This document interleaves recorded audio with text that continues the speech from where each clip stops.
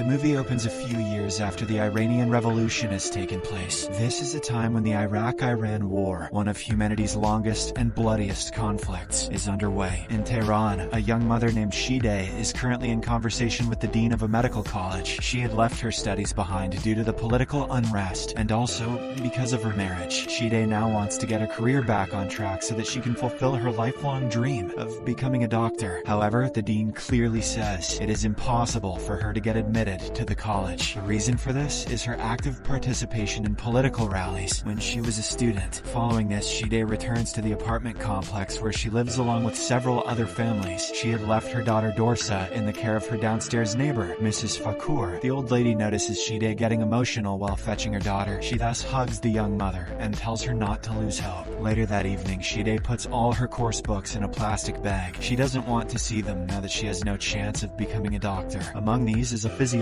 textbook that Shideh's mother had given her when she first got into medical school. It even contains her handwritten message of encouragement right on the first page. Shideh locks the book in her bedside drawer, then puts the key on top of a cupboard. Shortly afterwards, her husband, Iraj, arrives home after a long day of work. It is revealed that he is a doctor, and in fact was Shideh's classmate in medical school. She tells him about everything that happened earlier, while barely holding back her tears. Iraj is sympathetic towards her, but alludes to the fact that it is better for their family if she doesn't continue her studies. The comment offends Shideh, but before she can say anything, loud alarms start blaring outside. These are air raid sirens warning about the incoming enemy missiles, which prompts everyone to rush towards the nearest designated safe area. Moments later, Shideh and her family arrive in the building's underground bunker. Their daughter, who is carrying her favorite doll, Kimia, immediately rushes to the other kids in the building. She whispers something to a boy around her age, and the latter places a small ball-like structure in her hands. Shideh, who has been watching this, asks Mrs. Fakour who the boy is. The old lady replies that he is their landlord's nephew, who arrived in Tehran only a few days ago. The following morning, Shideh wakes up to see her husband and daughter having a conversation at the dining table. The little girl claims that she heard someone walking in the house and thought it was the jinn, an evil spirit. Upon hearing this, Iraj consoles his daughter, pointing out that such things are not real. He further tries to lift her spirits by saying that her doll, Kimia, will look after her during nighttime. However, Shideh notices that her husband is holding a letter in his hand and inquires about it. He replies that it is a letter from the government and reveals that he has been drafted to the front line of the war.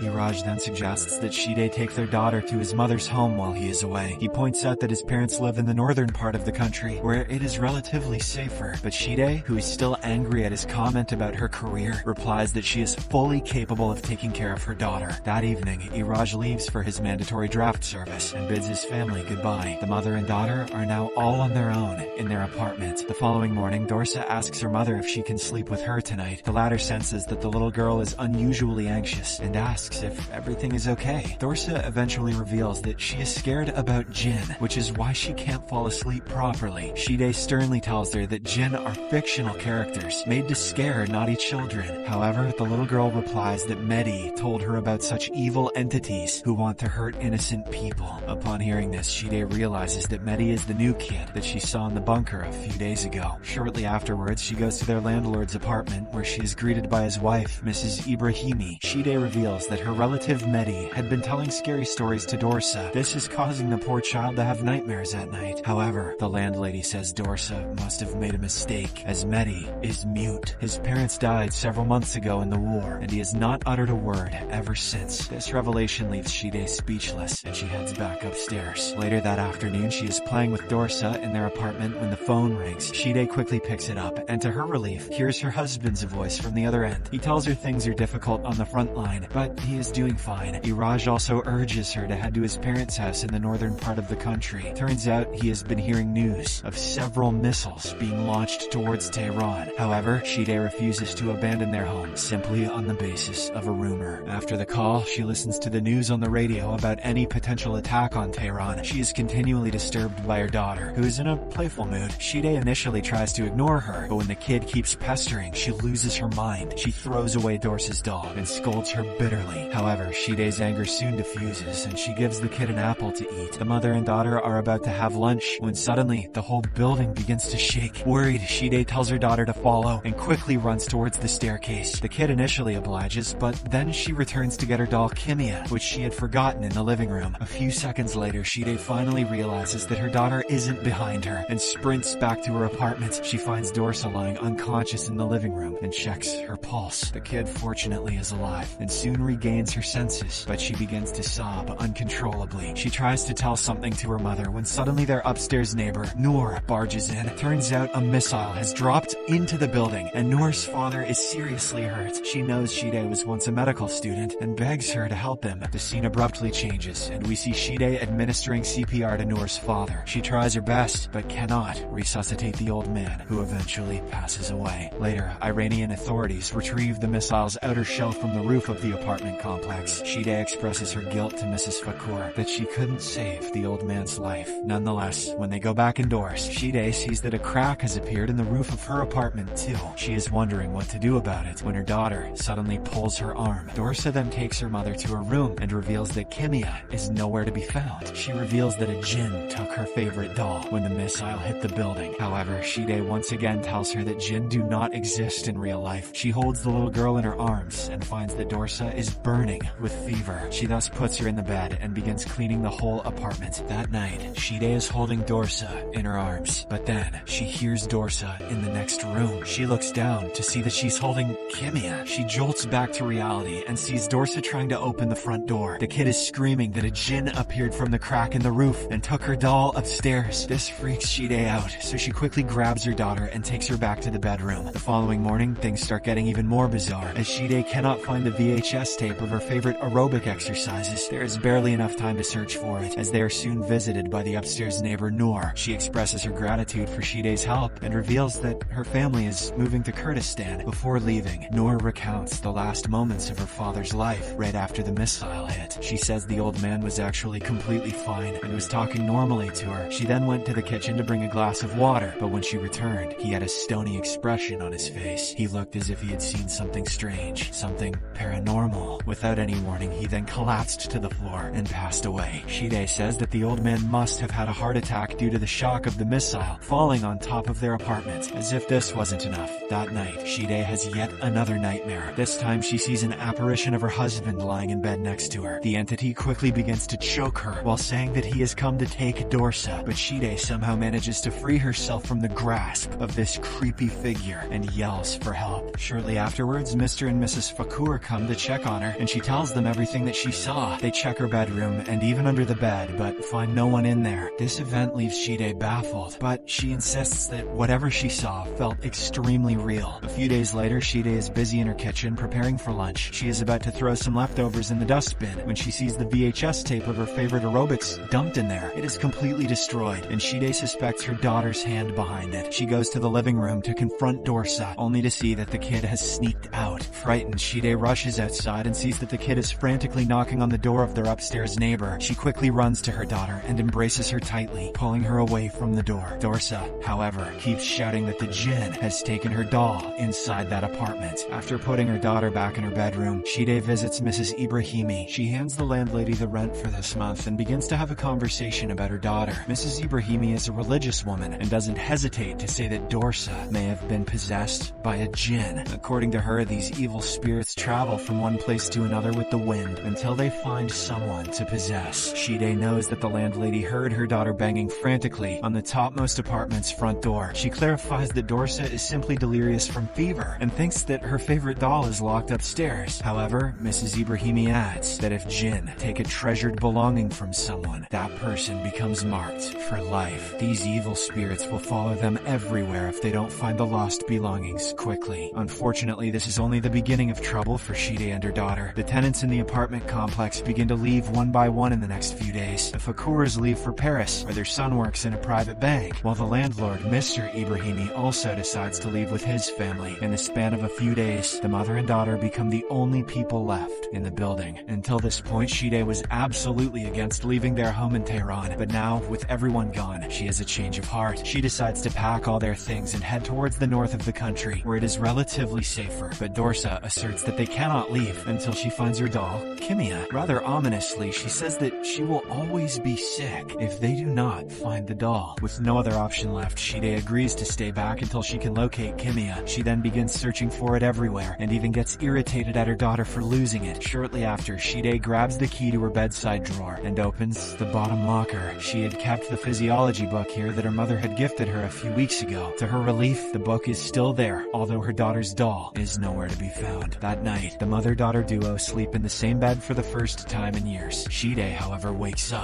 when she sees a strange apparition staring at them from the bedroom door. She bolts up and chases after this strange entity, but it escapes through the crack in their living room ceiling. This incident finally makes Shideh realize that they are being haunted by a jinn. The following afternoon, she tapes the crack in the living room ceiling as much as she can. She then begins to turn the whole house upside down in order to find her daughter's doll, but her frustration keeps growing as she cannot find Kimia anywhere. Eventually, all the pent-up fear and anxiety boils over, and Shideh shouts at her daughter. She even slaps her in frustration, and the little kid bites her hand in return. The mother and daughter have a little scuffle, which is only broken when the whole house shakes once more. They are, however, unsure whether it is the nearby bombing or the jinn shaking the building. That night, Shideh goes to the roof of the building and sees that the hole that was left by the missile is left uncovered. She peeks into the apartment where Noor used to live through the massive hole and sees a terrifying sight. Her cherished physiology book is lying on the floor. Shideh immediately rushes back to her home and opens her bedside locker. To her horror, the book's actually missing, and in its place is the mutilated body of the doll, Kimia. Dorsa sees this and gets upset at her mother, but the latter bravely says that she will fix everything. She then tapes it all back together and hands it to her daughter. As they are embracing one another, the air raid sirens begin to go off once more. The mother and daughter quickly pack their things, including the doll, and head towards the bunker downstairs. Suddenly, they are attacked by the jinn, which has taken the form of a large cloth known as chador in Persian. Shideh desperately tries to pull her daughter from underneath the chador, and eventually manages to do so. Dorsa makes it safely to the stairs, but Shideh is caught in the ground, which slowly begins to engulf her. Everything looks to be over until the brave kid stretches her tiny arms and pulls her mother out to safety. Without wasting any time, the mother-daughter duo then get into their car and finally escape this haunted apartment complex. However, as the camera pans back inside, we see that Kimia's head and Shideh's physiology book are still in the building. This indicates that they may still be haunted by the jinn wherever they go. Subscribe for more videos like this, turn on notifications, and leave a like to help the channel out. Thank you for watching.